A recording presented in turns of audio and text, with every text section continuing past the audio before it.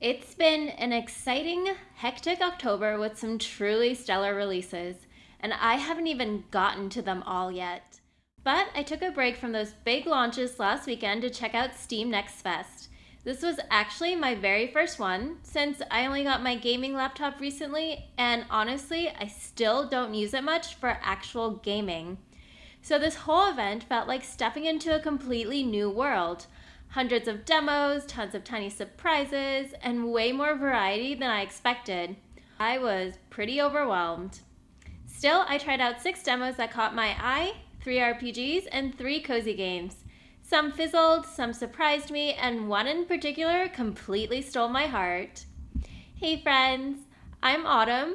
Welcome back to Cozy Cartridges, the channel for calm nostalgic gaming, from handheld collections to JRPG deep dives and everything in between. If that sounds like your vibe, grab your favorite snack or beverage, get comfy, and let's talk about my experiences with the October 2025 Steam Next Fest. We're going to start with RPGs. I'll admit, I probably should have done more research. I jumped into these RPGs expecting traditional turn-based adventures with female protagonists, but most of them went in completely different directions. Spoiler alert, overall, they just weren't for me, but there were some interesting ideas to the mix. Yggdra Refrain's story seems to revolve around a cycle of destruction and rebirth. You play as an amnesiac protagonist, of course, who can communicate with a mysterious being named Norni and command Valkyries in battle. The lore teases some grand mythological mysteries, but it's definitely dense and a little confusing. Going in, I was expecting a standard JRPG, and instead found a hybrid card battler. The genre girl collectible turn RPG tagline didn't clarify much for me, but the core system does have some tactical depth. If you love deck building or card-based combat systems, this might really click for you. But if you're after a traditional party-driven RPG, this might not be it. For me, it was an intriguing experiment, but not something I'll be picking up when it releases next month. In Saveseeker, you play as Emmer Adet, a young child who, like her father, has the power to save moments in time. The twist? Her once heroic father is now abusing that power, and Emmer sets out with her stuffed animal companion, Tippleton, to undo the damage he's caused. I actually really like the tone here. The writing felt warm, and the banter between Emmer and Tippleton gave the story personality. But the world design did not do it for me. The map felt large but empty, and there's no mini-map or clear quest marker in the demo. In case you didn't already know, I don't love open world games because I get lost pretty easily. This time, though, I even reached the right location according to the world map and still could not find the actual objective. After a while, I just gave up. There's a lot of charm and potential here, but it needs better navigation and world density to hold my attention. I'll be keeping an eye out on reviews when it launches later this year. Nezori, releasing in Q1 2026, presents itself as a bright, anime-inspired action RPG starring a very spirited protagonist named Atsuko.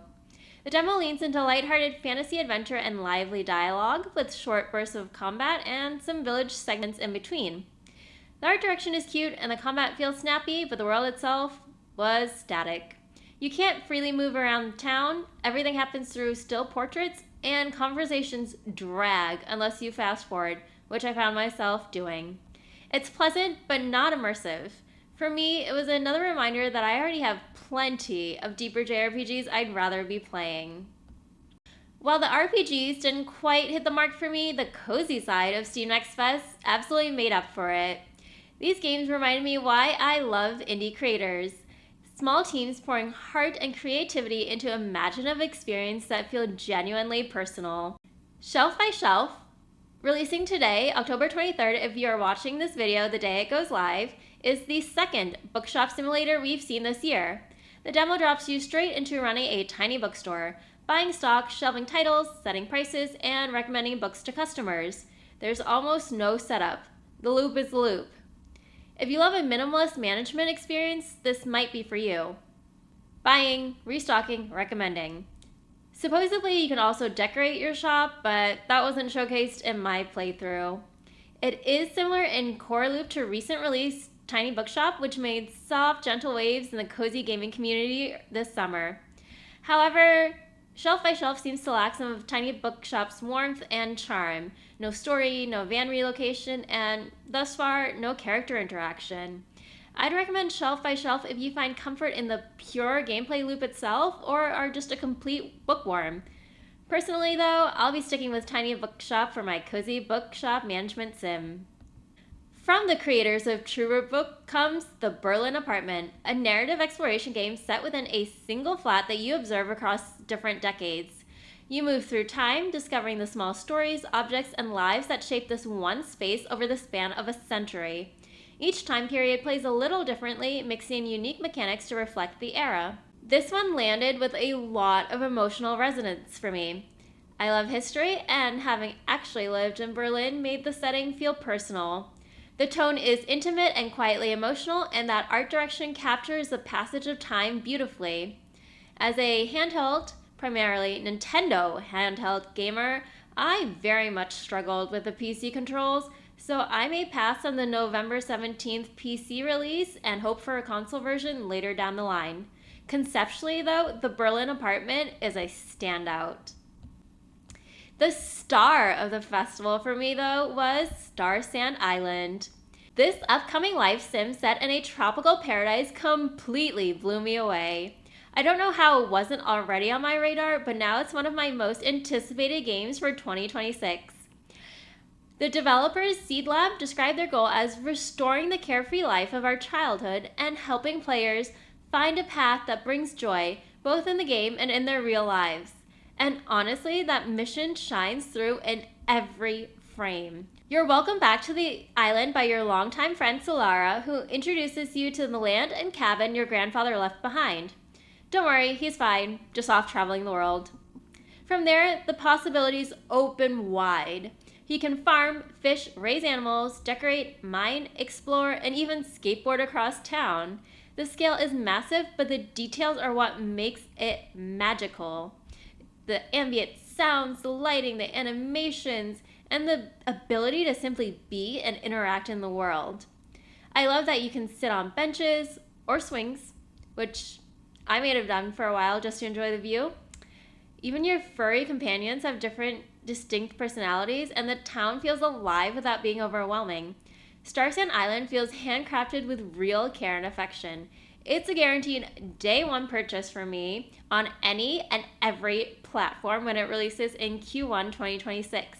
They also recently announced a crossover with the My Time at Portia characters, and I am beyond excited. My Time at Evershine also comes out in 2026, and I cannot believe that we are getting Starsand Island and My Time at Evershine in 1 year. So those were my thoughts on my first ever steamnextfest. The RPG side wasn't quite my cup of tea, but the cozy demos were an absolute treat.